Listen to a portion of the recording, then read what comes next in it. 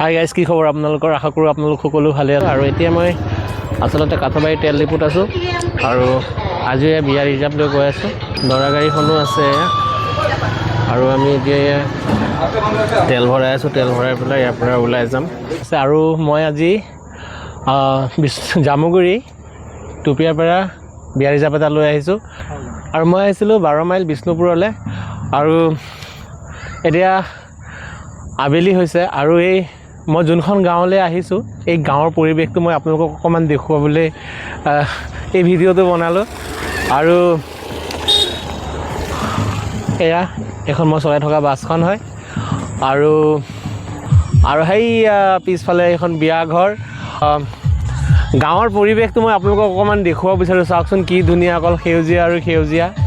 আৰু এতিয়া এই মোৰ পাছফালে থকা ধাননি পথাৰখন চাওকচোন, কি ধুনীয়াকৈ ধানৰ ফুলবোৰ ফুলিছে। এই গাঁওখনলৈ আহি কিবা এটা ভাল লাগিছে, একদম নেচাৰেল এটা পৰিৱেশ। আৰু এই দাদা এজন গৈ পেলাই আমাক এই বিয়া ঘৰত চাহ খাবলৈ মাতি আহিছিলে আৰু এতিয়াই চাহ খাবলৈ গৈ আছোঁ। আৰু ব'লকচোন চাওঁ ভিতৰখন কেনেকুৱানো বিয়া ঘৰৰ। মোক চাহ খাবলৈ বৰ জোৰকৈ মাতি আনিছে আৰু নহালৈকে মোৰ ওচৰতে গাড়ীতে ৰৈ আছিলে। আৰু বিয়া ঘৰৰ এয়া পেকেট লাঞ্চ আৰু পানী লৈ পেলাই ওলাই আহিলোঁ।